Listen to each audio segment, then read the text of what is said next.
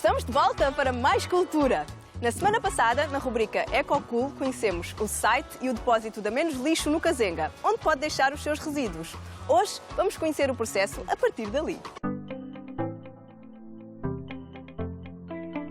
Nós pretendemos ser um marketplace para reciclagem. Não somos porque temos depósito e etc., mas futuramente os depósitos não serão mais propriamente menos lixo, serão franqueados.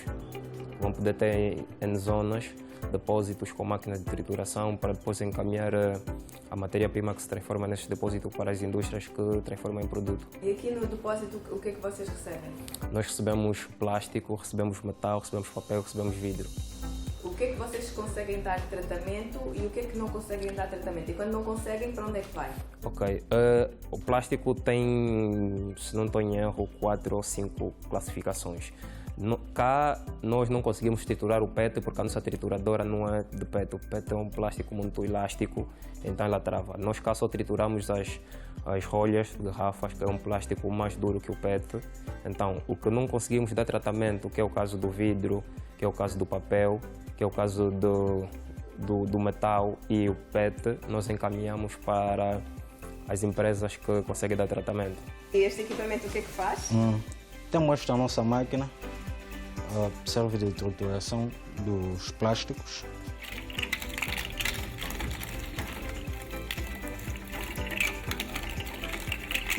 Obrigatoriamente, o plástico já tem que estar mesmo todo triturado. Exato, já tem que estar mesmo todo ela triturado, porque aqui ela tem a função, já vai apanhar uma temperatura, então vai sair toda. A temperatura aqui varia um pouco, de 200, 250. Ela, nos 250 já começa a tirar ela toda, ela bem líquida, né? Ela, quando começar a sair em líquido, nós pegamos os nossos moldes, né?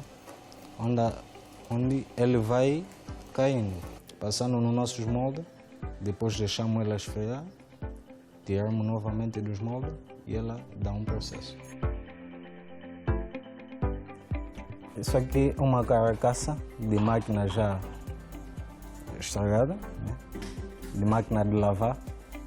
Futuramente vai ser um sofá.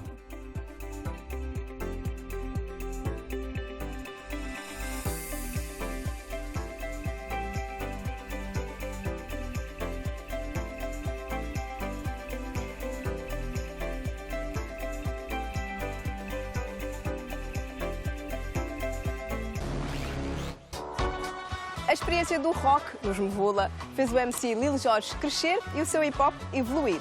Tatuagem no braço e no coração. A paixão está estampada. Vamos continuar a conversa.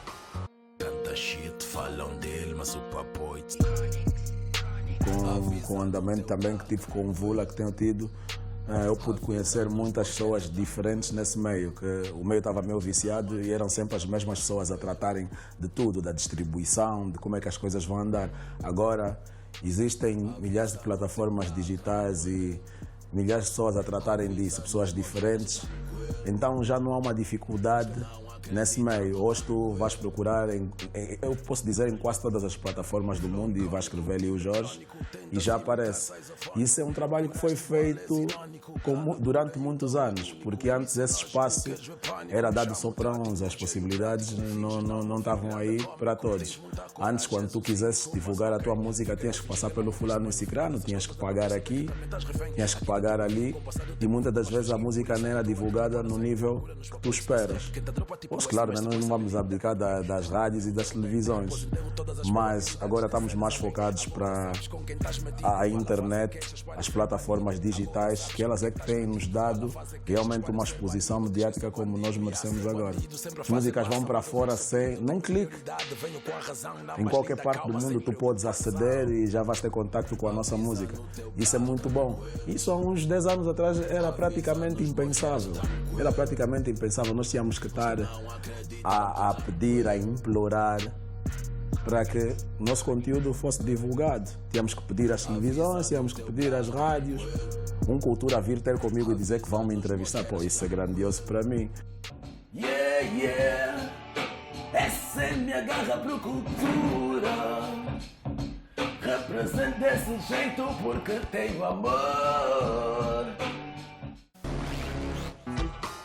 Se pelas ruas por onde passam pessoas ficam testemunhos de motivações, dilemas, valores, inversões dos mesmos, o artista, no seu exercício, revela o incómodo, exteriorizando através da arte entre monstros e homens. Tó Simões. Numa parceria entre a Movarte e o Banco Económico, Entre Monstros e Homens, está patente na Galeria do Banco Económico até dia 26 de junho. O texto curatorial diz: Entre Monstros e Homens é um ensaio sobre a vida, a caminhada, as motivações e seus dilemas. A busca pelo inatingível, pela satisfação dos valores éticos e morais e as suas inversões, onde o artista volta o seu olhar para o nós, através de um exercício de observação e absorção, por vezes incômodo. A reflexão sobre até que ponto a monstruosidade humana pode ir é um questionamento sem fim. Eu me considero um filho das ruas e ter a oportunidade de entrar nas galerias significa trazer as ruas para dentro das galerias. Vamos espreitando aí pelas telas os dizeres das ruas, vários dizeres. Há peixe fresco, há frango, de olho no dinheiro. Pata de porco, há tudo. Há tudo. No fundo a nossa música. Agora está muito na moda. Eu, por exemplo, ultimamente tenho visto muito, né, na moda uma expressão que é muito juí não. Muito juí não. Também não dá ajuntamento. Vejo muito nos táxis, em t-shirts e mesmo na boca do pessoal com quem eu cruzo nas ruas. E tu também tens isso nessas obras. Epá, sei lá, tens música que a gente ouve quando está a apanhar o táxi ou então quando está com os amigos num sítio a tomar uma fresca no fim do dia, por exemplo. A alma da cidade, né? E a alma da nossa cultura, do nosso mosaico cultural, todo condensado aqui no Luanda, aparece nessas obras. E como nós temos as nossas vidas modernas, muito aceleradas e de certa forma nós hoje em dia já nem nos lembramos de ouvir, por exemplo, o passarinho que cantou quando saímos de casa ou então as vozes dos lutadores dos táxis, estás a ver, os sons da rua, os cheiros, mas as cores e os ecos do som estão todos aí. Foi por causa de tudo o que passei, né, que eu ganhei de alguma forma um novo olhar. Uma expansão de consciência. Exatamente. E daí a pergunta, ou seja, comecei de certa forma a perceber coisas em mim, por exemplo, que não percebia antes. Comecei a perceber, por exemplo, a necessidade de dar bom dia, às pessoas com quem eu cruzo, que supostamente podiam ser invisíveis sempre. Quando eu não notava isso, eu era humano. Serias mais monstro, um pouquinho mais monstro. Eu continuava a ser humano. Hoje eu faço para prestar atenção a esses detalhes e sinto a diferença. Nós não éramos assim, por exemplo, há 10 anos atrás. Na nossa consciência coletiva, o respeito aos mais velhos, por exemplo, o respeito a... O mundo é bem moderno e tudo mais. Nós somos uma sociedade africana com os seus problemas e tudo. Estamos a perder o respeito. Então, por mais nós mesmos. Respeito, mais respeito. Mais respeito, é verdade. Precisamos. Urgente. O para mim é começar o dia nas ruas, a observar e absorver o que há de mais belo na natureza humana. E isso para mim é cultura. Os minutos escaldantes compõem a hora quente de lavar a roupa suja e de muitas respostas que ficaram à espera do seu tempo. O tempo é agora, com Lilo Jorge. E voltamos a seguir ao intervalo.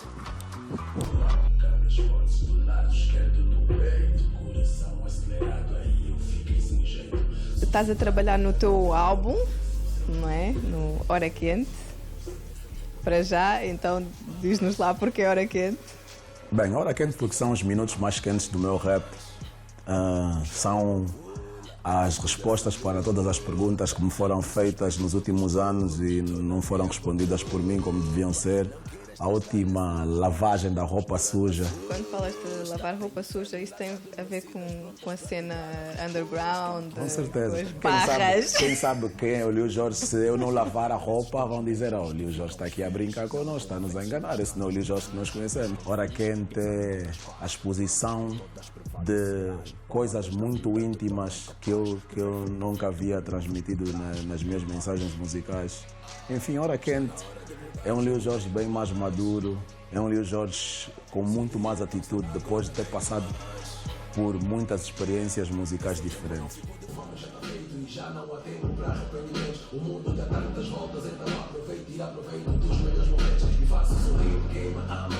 E este Hora Quente é basicamente uma reestruturação de um trabalho pelo qual já tinhas dado bastante. Bem, o projeto Hora Quente tem por aí 5 anos. Acho que foi começamos a gravar em 2015, para 2016. E houve uns impedimentos na altura em que eu já tinha a maquete pronta para lançar. Eu preferi trancar essa maquete. Passaram-se 5 anos, como eu disse, e muito aprendizado durante esse tempo.